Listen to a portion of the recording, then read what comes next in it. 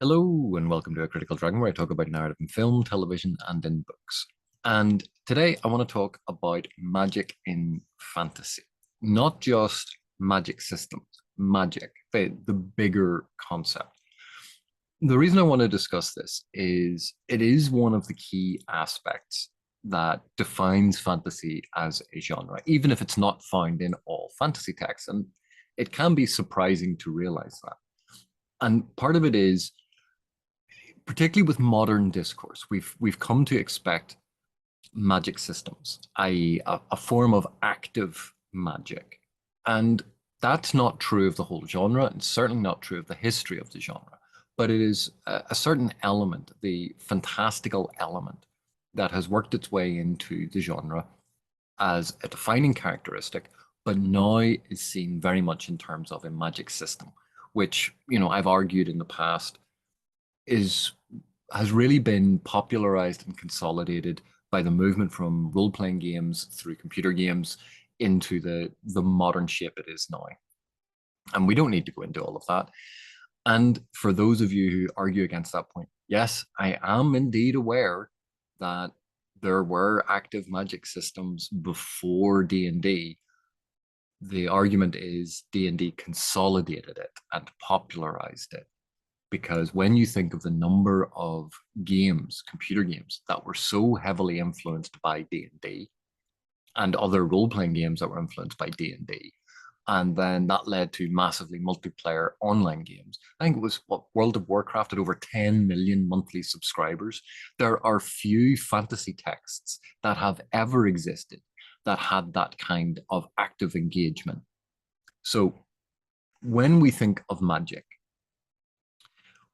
we have to remember that the term itself is nebulous. It can refer to environmental aspects, such as, like floating islands.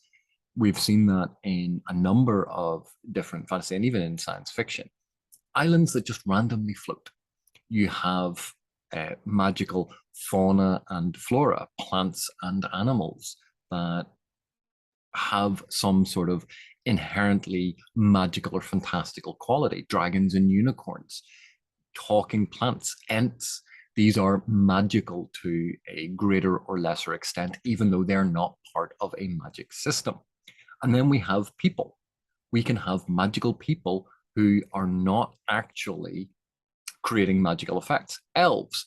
Elves quite often have attributes and skills and inherent qualities such as immortality or extended life. This is an inherently fantastical aspect to them that is part of the magic of the world. But ultimately, then we come down to what people typically talk about, which is magical objects and magic as an active thing that you can do. So while we can discuss elements of the others, and we can think about it in terms of, do these fantastical aspects are they representative of an internal attribute, such as in the example of, say, a floating island, that the island floats, but you can't take a chunk of the island and have it float something else. So it is internal to the island. If it was an external effect, you could take a chunk of the island and use it to make something else float. We see the same thing with, say, magical objects. You can have a magical sword that is inherently magical. It stays sharp. It won't break. Those are things that are internal attributes to that thing, rather than creating an external effect, such as using the magical sword to cast a fireball or fire lightning. Those would be external effects. We can have these things be part of the physical reality of the world, where these objects, these aspects, these fantastical things are considered normal in the world. They are part of the everyday reality of that fantasy story world. Or they can be part of something separate, where you have the ordinary world and then these magical effects or these magical creatures are seen as strange. That separates them from the ordinary mundane world. And that division can be very, very important, particularly in trying to convey an authentic world.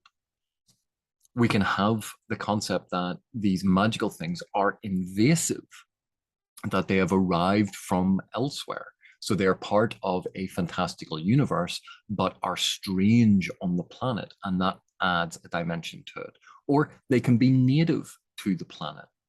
So all of these things play into our categorization and how we think about magic and the fantastic in these realities. But as I said at the beginning, I want to talk about magic in terms of what people typically think of as a magic system. And quite often, people use the division soft magic, hard magic. It's become very, very popular to think about it this way.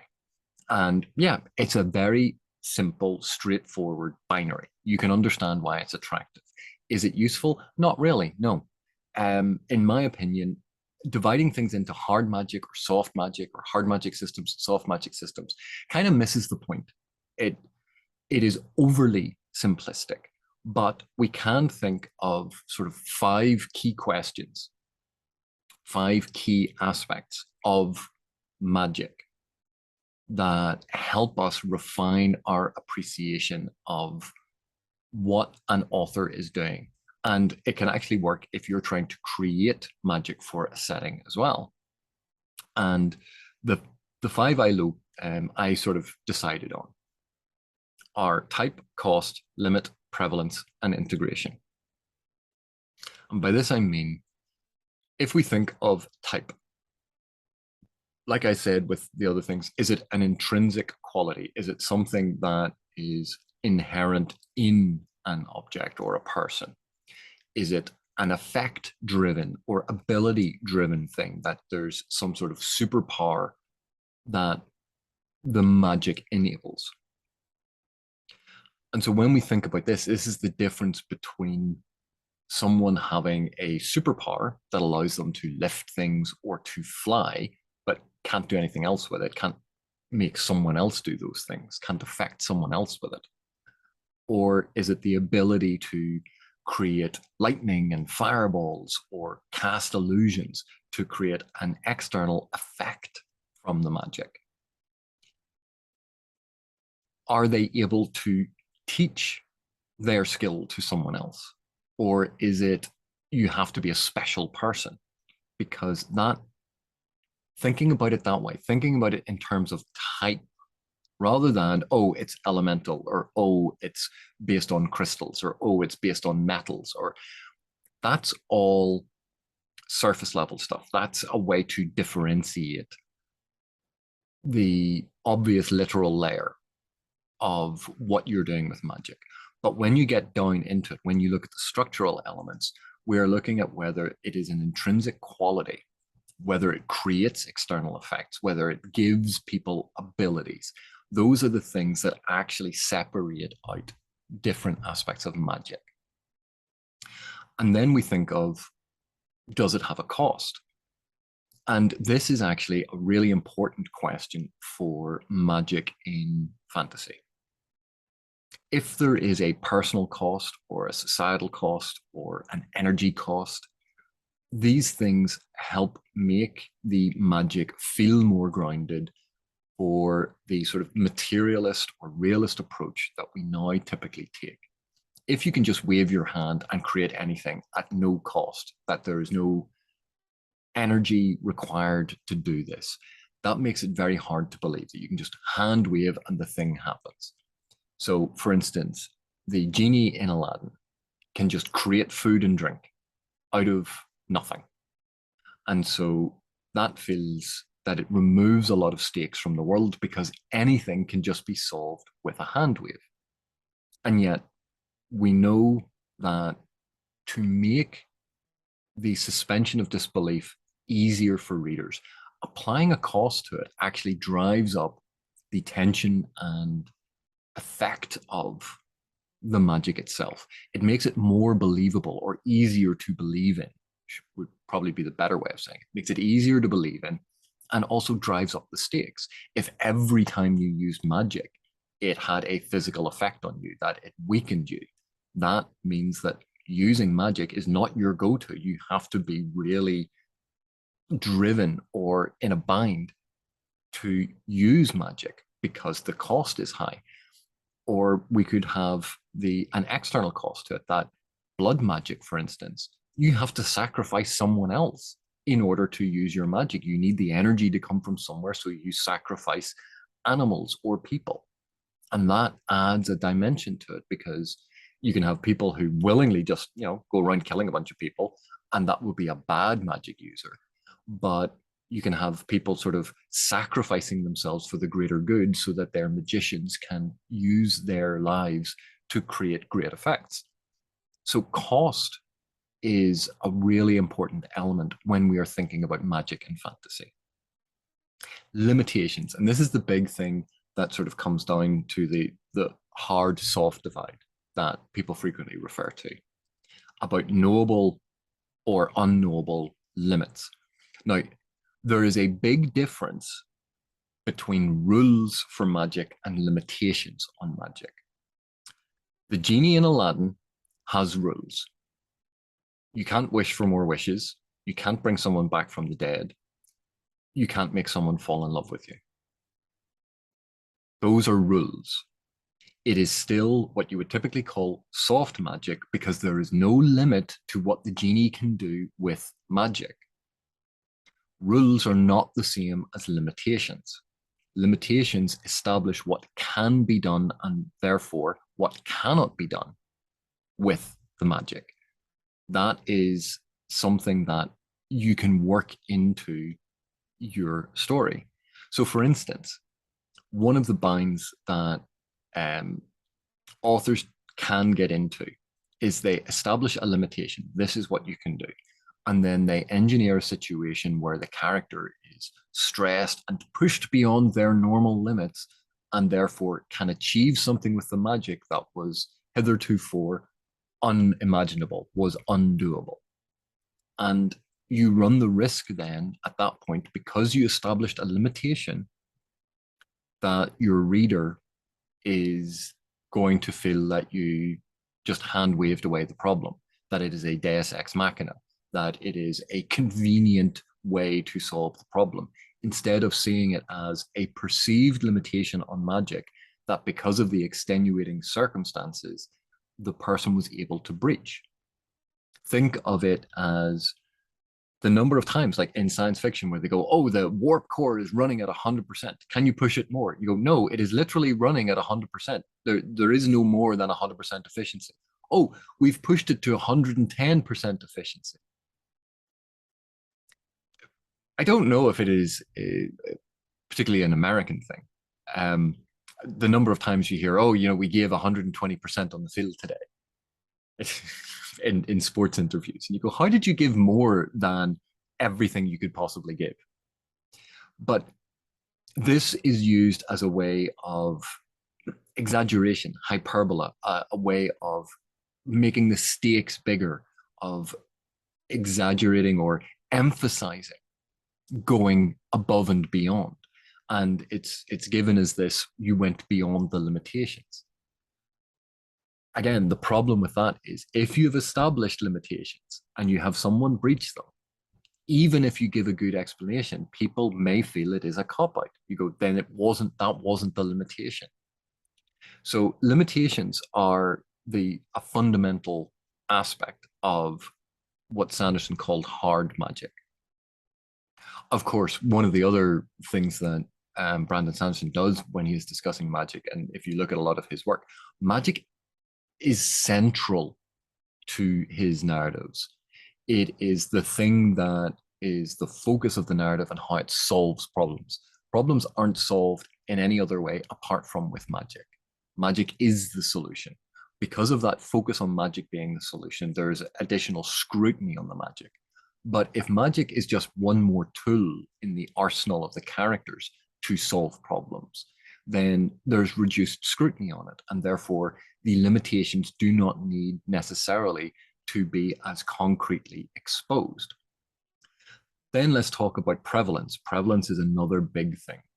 Is this magic commonplace? How rare is it? How common is it? What is the level of access that the everyday person has to it? All of these things affect how special magic appears in the world. And This is incredibly important. If you have a lot of magic in the world, a lot of magical items in the world, and then you have your hero go, oh gosh, wow, isn't this amazing? It feels out of place. You go, no, this should be treated as mundane. It should be treated as normal. Yeah, it's a magical object, but we don't react that way when we see, so, oh, you have a laptop, do you? Wow, that's amazing. Think of it in those terms. If magic is like technology and everyone, you assume, has a smartphone, if someone whips out a really good smartphone, you go, oh, that's impressive. But you don't go, oh my God, I've never seen anything like it.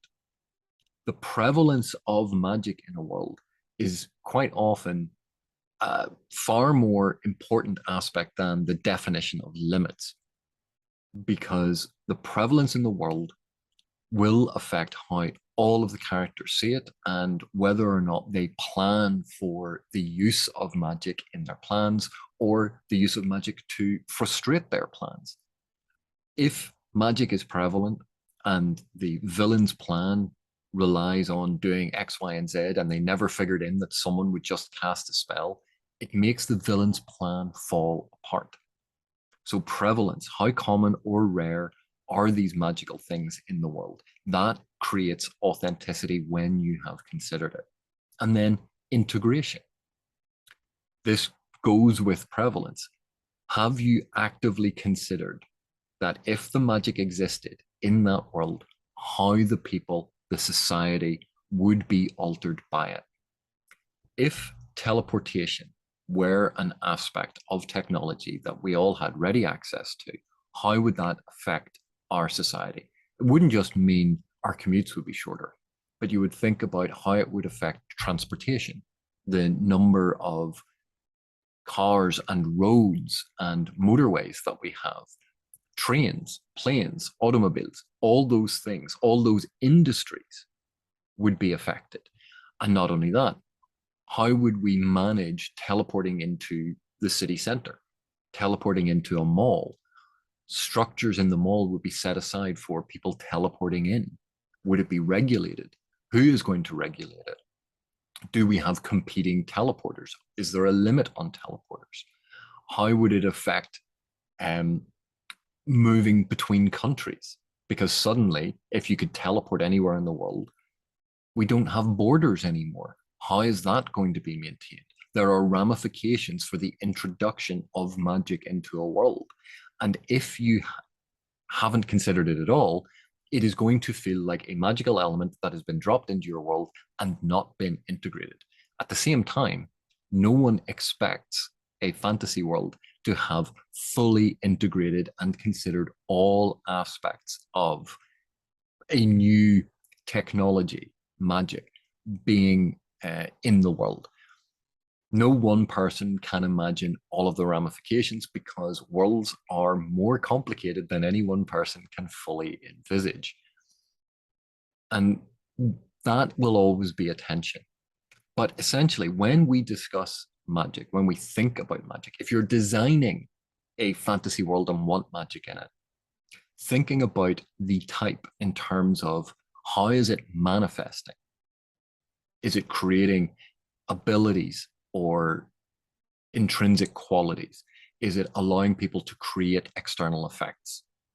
Active and passive magic, things that alter people, things that are inherited by people.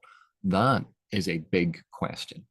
Not what color is it, not what language is it being evocative of, not if it's using philosophy as a sort of way to describe it, or different potions that you drink. Those things are the window dressing. The structures behind it are usually far more important, because if you get the structures right, then you can make the outside of it whatever you want, but it will hold together.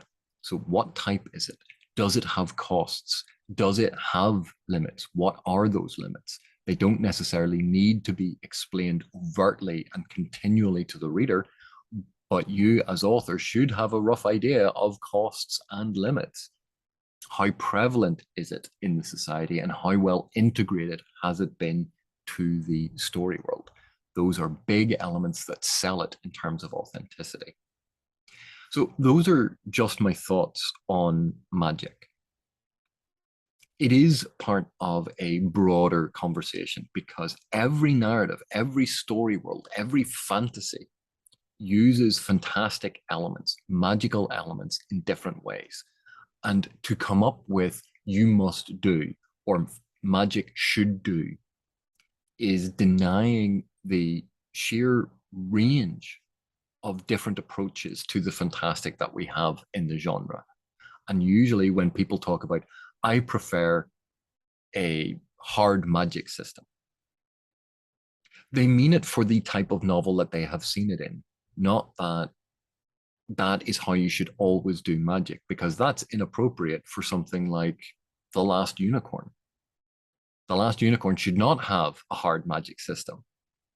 Tolkien's Lord of the Rings should not have a hard magic system. It goes against the ethos, the feel, the atmosphere, the style of those books. That's not what those books are about. A hard magic system would be entirely the wrong approach for those things. It would feel wrong. And so thinking about it beyond the terms of a hard and soft, those are too limiting.